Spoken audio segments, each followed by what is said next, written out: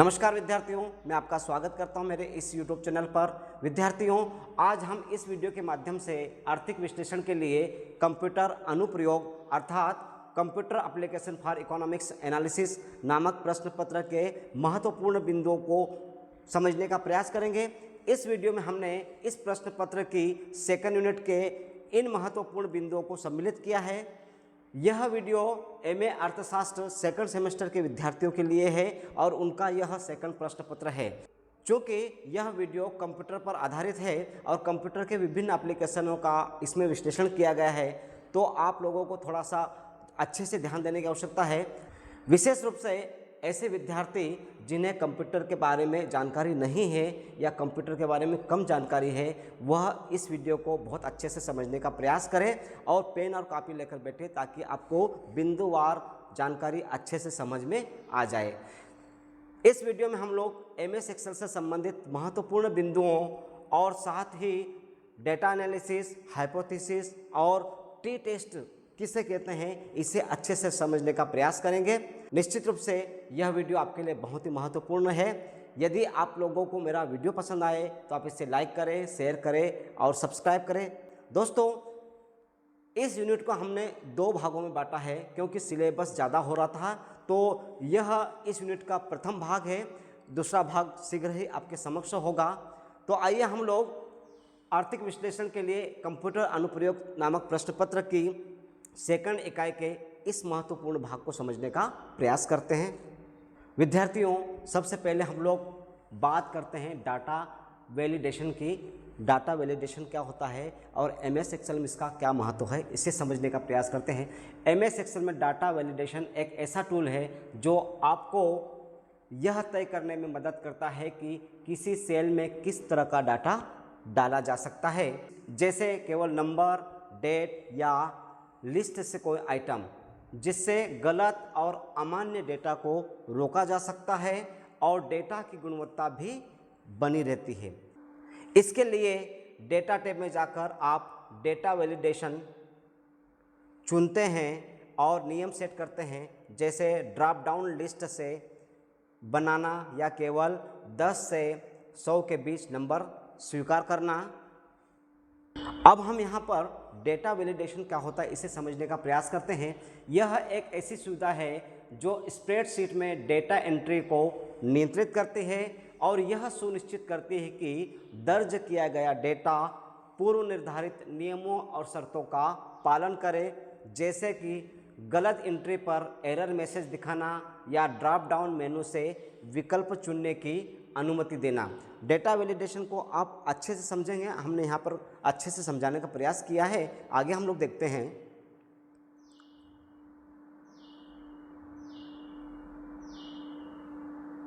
Microsoft Excel में data validation data tab में दिया गया एक बहुत ही इम्पोर्टेंट फीचर है। इस फीचर के प्रयोग से यूजर एक्सेल शीट में होने वाली डाटा एंट्री को कंट्रोल कर सकता है। इसके अलावा डेटा वैलिडेशन का प्रयोग करके एक्सेल शीट में डाटा की डुप्लीकेट एंट्री को भी कंट्रोल किया जा सकता है और यूजर अपनी रिक्वायरमेंट के अनुसार वैलिडेशन को क्राइटेरिया को सेट कर सकता है। डेटा वैलिडेशन एक्सेल द्वारा प्रोवाइड किया गया एक ऐसा टूल है जिससे हम वर्कशीट में इनवैलिड डाटा की एंट्री को रोक सकते हैं। इससे शीट में इनवैलिड डाटा इंटर नहीं हो पाता और अगर हम गलती से कोई इनवैलिड डाटा डालते हैं तो यह हमें विंडो स्क्रीन पर मैसेज के द्वारा इन्फॉर्म कर देता है कि हमने इनवैलिड डाटा इंटर किया है। इस प्रकार यहाँ पर हम लोग एक्सेल शीट में होने वाली एंट्रियों और उसे कंट्रोल कैसे करने इसके संबंध में समझ रहे हैं।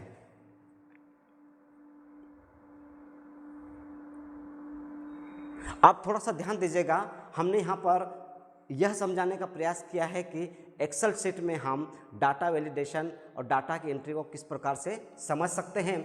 एक्सेल शीट में डाटा वैलिडेशन का प्रयोग करने के लिए हमें एक्सेल शीट को ओपन करना है, डाटा टैब को क्लिक करना है। यहाँ देखिएगा आप लोग, आपको दिखाई दे रहा है। अब डाटा वैलिडेशन ऑप्शन को सिलेक्ट करें। ये हमारी एक्सेल शीट है। यहाँ पर हम डाटा पर गए और ये डाटा वैलिडेशन है, यहाँ पर हमने इसको क्लिक किया है। डाटा वैलिडेशन ऑप्शन पर क्लिक करते ही एक डायलॉग बॉक्स खुलेगा जो हम आगे देखते हैं। यहाँ 3 कैटेगरी डिस्प्ले में होगी, सेटिंग, इनपुट मैसेज और एरर अलर्ट। आप देखिए जैसे हमने वहाँ पर क्लिक किया डाटा वैलिडेशन पर तो ये डायलॉग बॉक्स हमारे सामने आया और यहाँ पर सेटिंग, इनपुट मैसेज और एरर को दर्शाया है। हम लोग यहाँ सेटिंग पर बात करेंगे।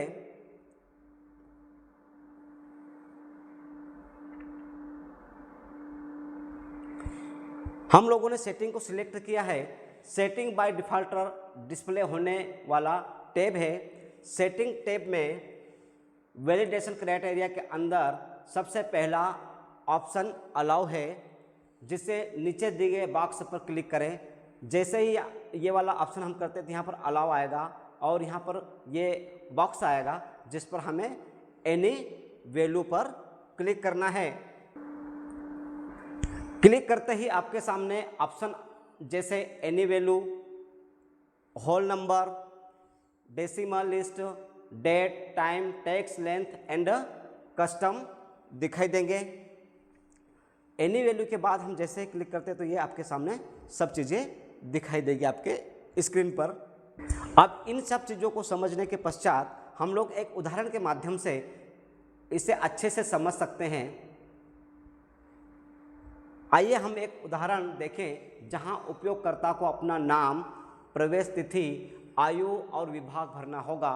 उपयोगकर्ता द्वारा दर्ज की गई जानकारी की वैधता सुनिश्चित करने के लिए डेटा प्रविष्टि के उपयोग किए जाने वाले कॉलम चुनें। सबसे पहले डेटा रिबिन पर जाएं और डेटा सत्यापन करें।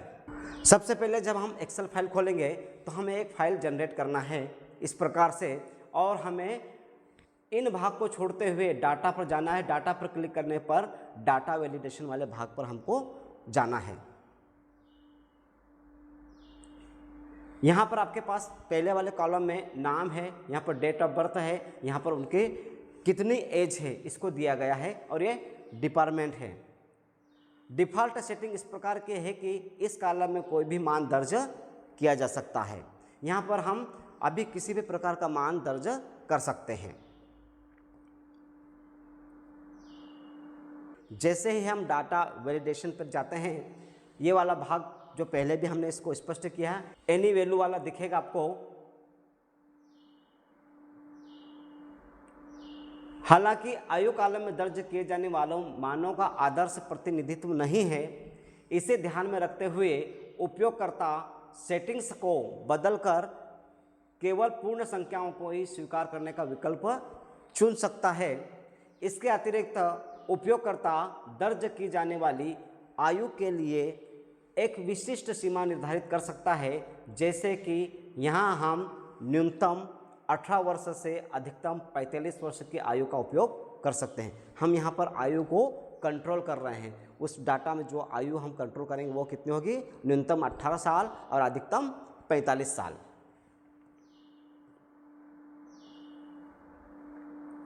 एनी वैल्यू वाले जो ऑप्शन था उसमें हमने यहाँ पर होल नंबर को सिलेक्ट किया, बिटवीन 18 और 45 वर्षों को सिलेक्ट किया।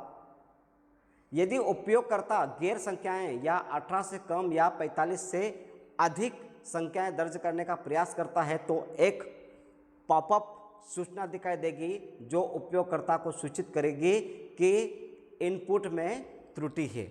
यदि आप इस प्रकार से डाटा की एंट्री करते हैं, आपने यहाँ 18 से कम या 45 से अधिक की संख्या एंट्री कर दी है, तो निश्चित रूप से यहाँ पर एक पॉपअप आएगा जो आपको बताएगा कि your data has been in error.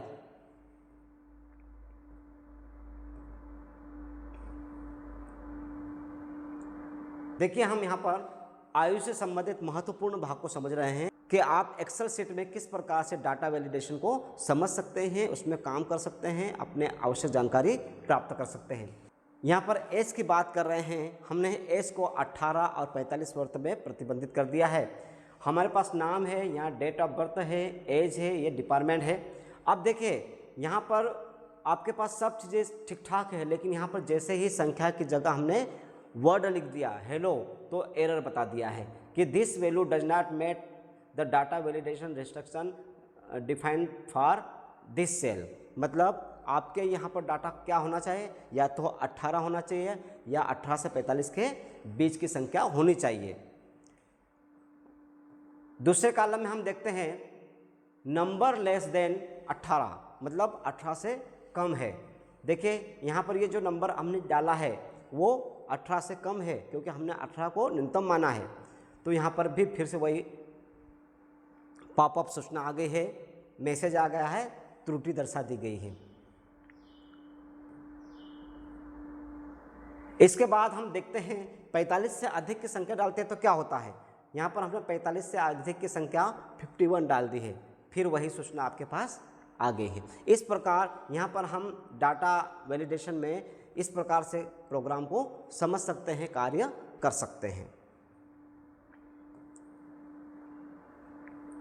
अभी हमने आयु से संबंधित एक उदाहरण समझा है कि आयु को यदि हमने प्रतिबंधित कर दिया है तो उसे हम किस प्रकार से डाटा एंट्री के माध्यम से समझ सकते हैं और उसे कंट्रोल कर सकते हैं। यहाँ पर एक हम दूसरा उदाहरण समझते हैं। अब हम एक और उदाहरण देखेंगे कि उपयोगकर्ता दर्ज किए गए डेटा को कैसे नियंत्रित कर सकता है। उदाहरण के लिए दिनांक कॉलम में जिसमें प्रविष्टि की तिथि दर्ज होती है, इस कॉलम में 2018 से 2022 तक की तिथियां हैं। आइए देखें कि आप तिथि मापदंड कैसे लागू कर सकते हैं ताकि यह सुनिश्चित हो सके कि तिथियां एक निश्चित सीमा के भीतर दर्ज की गई है। सबसे पहले दिनांक कॉलम से प्रविष्टि की तिथियां चुनें और डेटा सत्यापन पर क्लिक करें। हम एक उदाहरण से अच्छे से समझते हैं फिर से।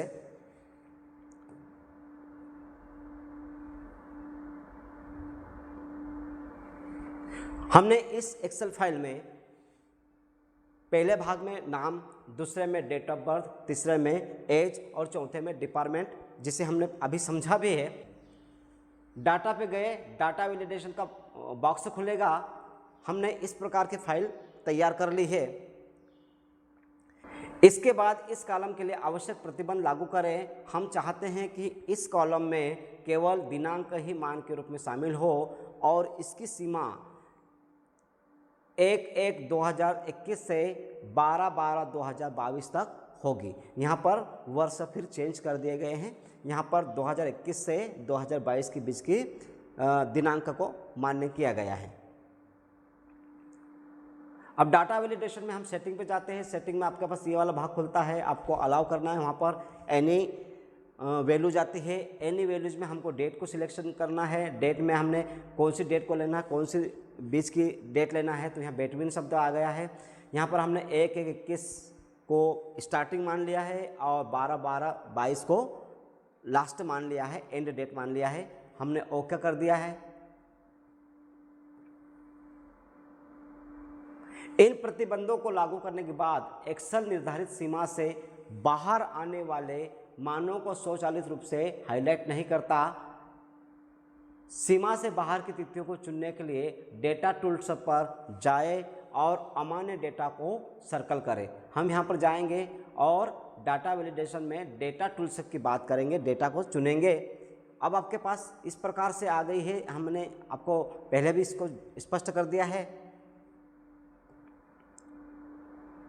अमान्य डाटा को चिन्हित करें पर क्लिक करने के बाद एक्सेल शीट चयनित कॉलम में उन मानों को प्रदर्शित करेगा जो कि निर्धारित प्रतिबंधों के दायरे से बाहर है। उदाहरण के लिए 1/1/21 से पहले की प्रविष्टि तिथियों को त्रुटि दर्शाने के लिए लाल रंग से चिन्हित किया गया है। ये देखिए यहाँ पर जो 1/1/2021 से पहले की तिथियाँ हैं उनको उन्होंने लाल घेरे से चिन्हित कर दिया है। इस प्रकार हम डाटा टैब के माध्यम से डाटा वैलिडेशन को बहुत ही आसानी से समझ सकते हैं। आप लोग इसका प्रैक्टिकल जरूर करें। जब भी आपको मौका मिले आप कंप्यूटर या लैपटॉप के माध्यम से एक्सेल शीट को समझने का प्रयास करें ताकि आपको डाटा वैलिडेशन अच्छे से समझ में आ जाए। डाटा वैलिडेशन के बाद हम लोग यह समझे कि यदि आपकी एक्सेल शीट में डाटा एनालिसिस के टैब नहीं है तो हम उस टैब को वहाँ पर कैसे क्रिएट करेंगे, इसे समझेंगे हम लोग। एक्सेल शीट में डाटा एनालिसिस टैब का उपयोग करने के लिए आपको सबसे पहले analysis tool pack add in को एक्टिव करना होगा, जो आमतौर पर डेटा टैब में डेटा एनालिसिस विकल्प के रूप में दिखता है।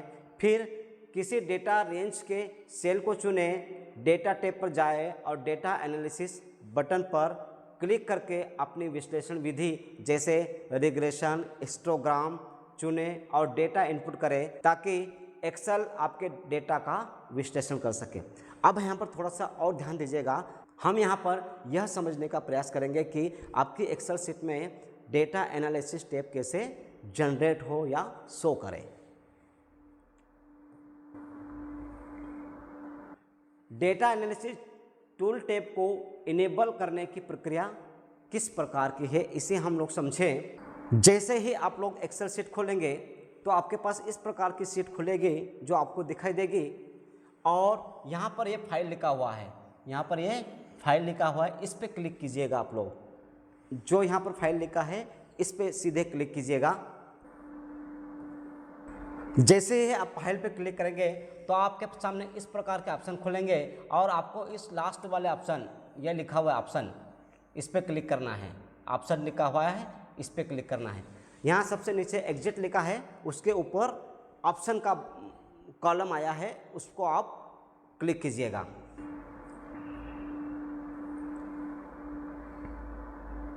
एक्सेल विकल्प डायलॉग बॉक्स में ऐड इन्स पर क्लिक करें। जैसे ही आप ऑप्शन पर क्लिक करेंगे तो आपके सामने इस प्रकार के फिर ऑप्शन खुलेंगे, जिसमें आपको यहाँ पर नीचे जाना है और ऐड इन्स लिखा है, इस पर क्लिक करना है। ऐड इन्स पे क्लिक करना है।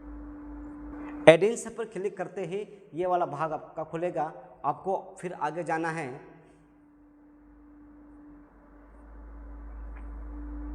नीचे मैनेज ड्रॉप डाउन में एक्सेल ऐड इन्स को चुनें और गो बटन पर क्लिक करें। ऐड इन्स पर जैसे क्लिक करेंगे तो आपके सामने ये वाला भाग खुलेगा और यहाँ पर आपको गो बटन पर क्लिक करना है।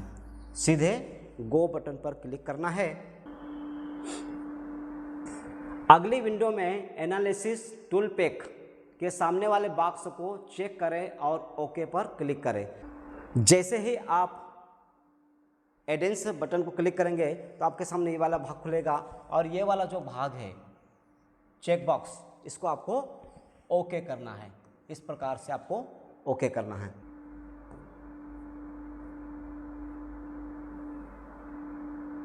ये हमने एनालिसिस टूल पैक पर हमने चेक बॉक्स में ओके कर दिया। आपको रिबन बॉक्स में डेटा एनालिसिस बटन दिखाई देगा, उस पर क्लिक करें। ये पूरी प्रक्रिया करने के पश्चात आपके समक्ष एक यहाँ पर डेटा एनालिसिस का बटन जनरेट हो जाएगा और आपके स्क्रीन पर दिखाई देगा। आपको इसको क्लिक करना है। डेटा एनालिसिस टूल्स की सूची से वह टूल्स चुनें जो आपको चाहिए, जैसे हिस्टोग्राम, एनोवा, रिग्रेशन, और ओके पर क्लिक करें। अब जैसे ही हमने डाटा एनालिसिस का भाग चुना तो हमारे सामने डेटा एनालिसिस टूल का भाग खुल जाएगा, जिसमें से हमें जो भी अपनी आवश्यकता अनुसार है उस भाग को हमको सिलेक्ट करना है।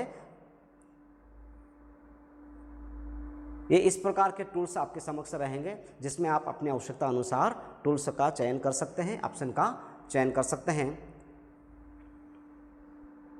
अपने डेटा के इनपुट और आउटपुट रेंज भरें और विश्लेषण करें। यहाँ पर इनपुट रेंज आएगी, यहाँ पर आउटपुट रेंज आएगी, और जैसे आप इसको फिलअप करेंगे अपनी आवश्यकता अनुसार आपका रिजल्ट आपके समक्ष आ जाएगा। इस प्रकार हमने यहाँ पर डेटा एनालिसिस टूल कैसे जनरेट होता है एक्सेल में, इसे हमने सीखा है। आप लोग इसको प्रैक्टिकल जरूर कीजिएगा ताकि आपको याद रहे कि हाँ वास्तव में ऐसा हम लोग कर सकते हैं, अन्यथा आप लोगों को थोड़ा सा कन्फ्यूजन हो सकता है, इसलिए प्रैक्टिकल जरूर करें।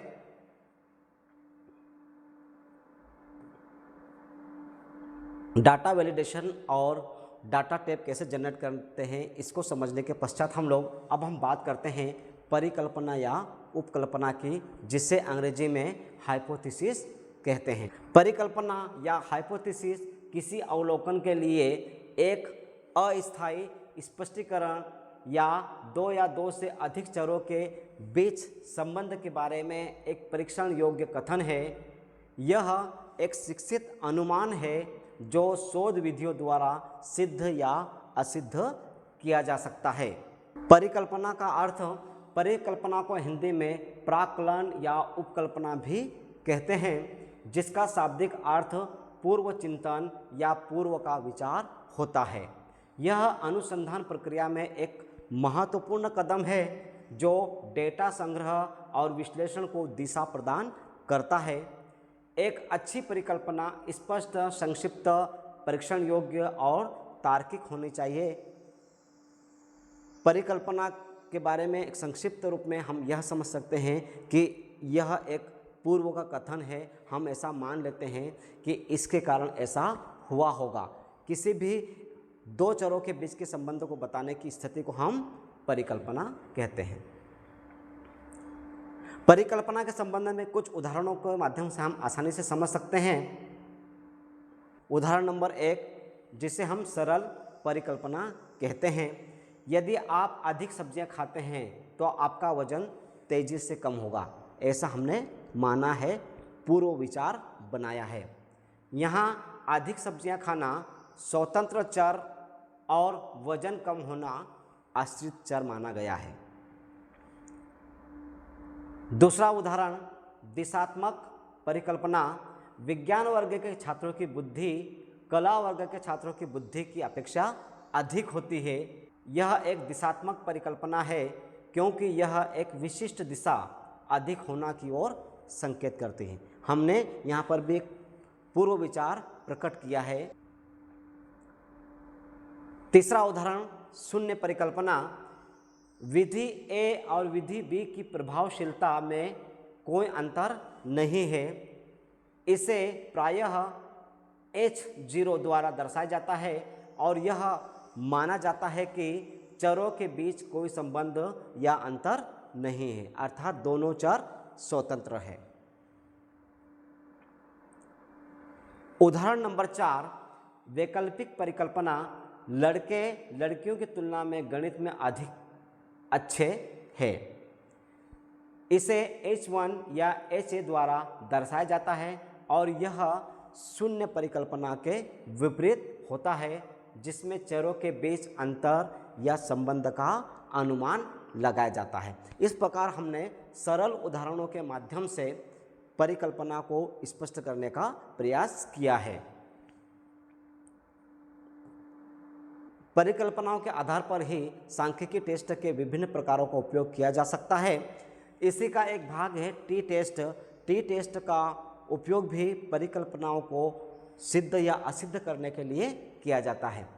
टी टेस्ट एक सांख्यिकी तरीका है जिसमें दो समूहों की तुलना करके पता लगाया जाता है कि उनके बीच का अंतर सिर्फ संयोग है या सांख्यिकी रूप से महत्वपूर्ण है, जैसे कि यह जानना कि नई दवा पुराने इलाज से बेहतर है या नहीं।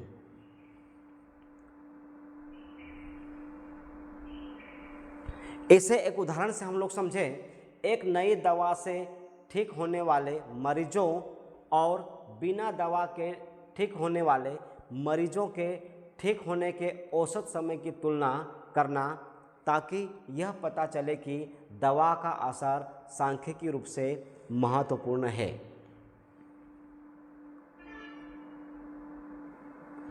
अब हम यह समझने का प्रयास करें कि टी टेस्ट क्या करता है।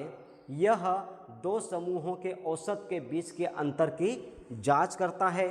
यह बताता है कि यह अंतर संयोगवश हुआ है या कोई वास्तविक प्रभाव जैसे दवा का असर हुआ है, उससे मरीज ठीक हुआ है।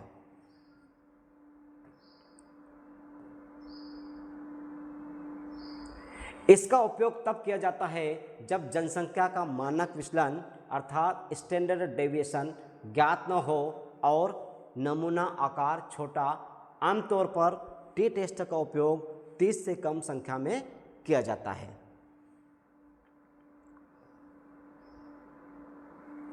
अब हम यह समझने का प्रयास करें कि टी टेस्ट कितने प्रकार के होते हैं।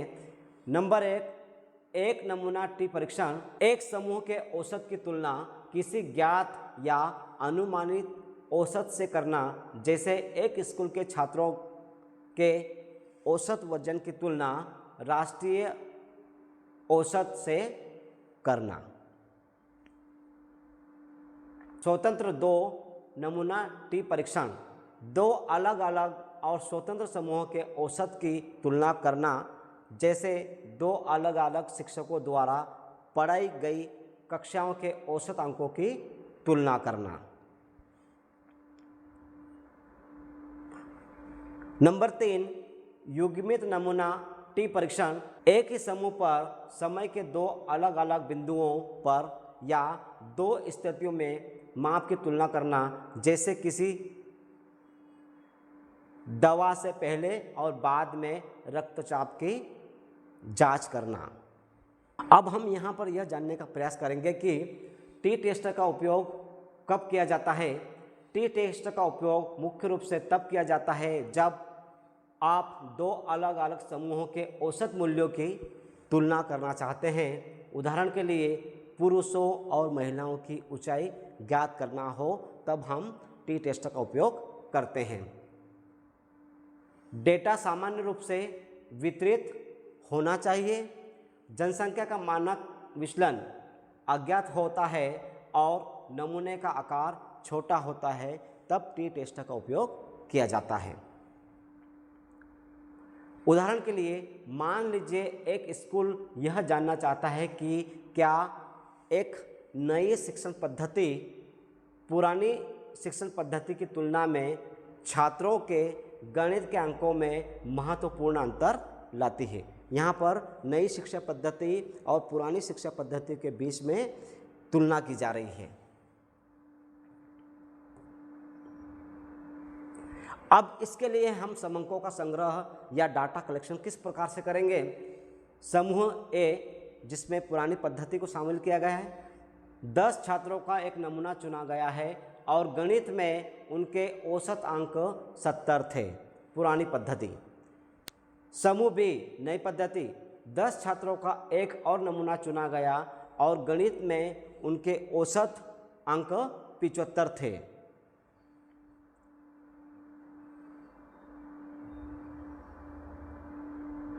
अब टेस्ट ज्ञात करने के लिए परिकल्पना का होना आवश्यक है। हमारी परिकल्पना किस प्रकार से बनेगी।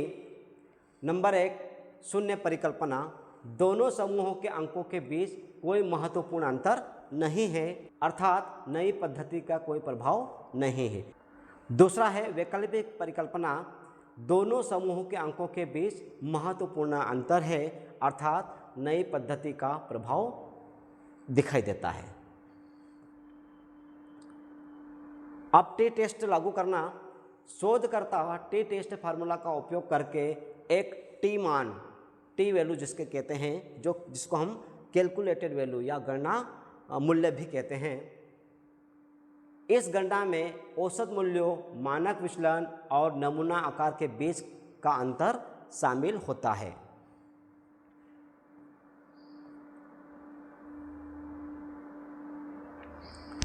अब हम जब टेस्ट कर लेंगे तो उसके रिजल्ट का विश्लेषण किस प्रकार से करें। मान लीजिए कि गणना किया गया टी मान, जिसके आधार पर हमने गणना की, जिसको हम कैलकुलेटेड या गणना मूल्य कहते हैं, 2.5 आता है। अब हम परिणाम की व्याख्या करते हैं। अब इस गणना अर्थात कैलकुलेटेड वैल्यू किए गए टी मान जो 2.5 है की तुलना एक तालिका मान, एक टेबल होती है टी टेस्ट के बारे में, टेबल में उसकी वैल्यू बताई गई है, जिसको हम टेबल वैल्यू कहते हैं, जो एक टी वितरण तालिका से लिया जाता है, से की जाती है। किसकी तुलना? इस वैल्यू की तुलना टेबल की वैल्यू से की जाती है, अर्थात गणना मूल्य की तुलना किससे की जाती है? तालिका मूल्य से। यदि गणना किया गया टी मान तालिका मान से अधिक है तो शून्य परिकल्पना को अस्वीकार अर्थात रिजेक्ट किया जाता है, जिसका अर्थ है कि अंतर महत्वपूर्ण है।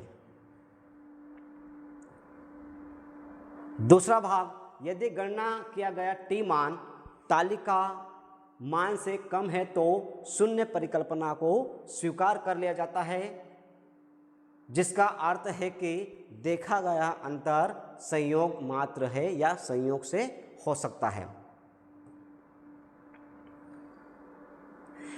इस उदाहरण में यदि 2.5 तालिका मान से अधिक है तो स्कूल यह निष्कर्ष निकाल सकता है कि नई शिक्षण पद्धति वास्तव में छात्रों के गणित के अंकों में सुधार लाती है। इस प्रकार हम टी टेस्ट को बहुत ही आसानी से समझ सकते हैं। आप लोग इसका प्रयोग जरूर करें, निश्चित रूप से आपको समझ में आ जाएगा। इस प्रकार इस वीडियो में हमने महत्वपूर्ण बिंदुओं को समझने का प्रयास किया है। धन्यवाद।